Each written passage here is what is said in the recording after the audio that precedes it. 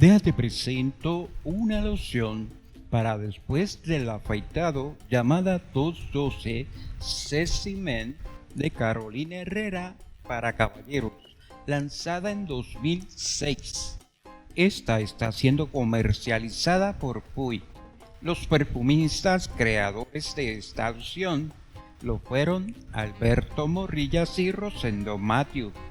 Notas de esta loción. Cuando tú te aplicas la loción 212 Sexy Men de Carolina Herrera, percibes olor al jengibre, la bergamota y la mandarina.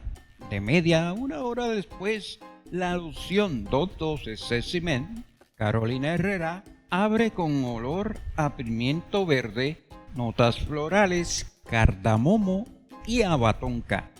Y la loción para después del afeitado 212 de Sexy Men de Carolina Herrera deja en tu rostro olor a madera de gallad, a sándalo, a vainilla, almizcle y ámbar.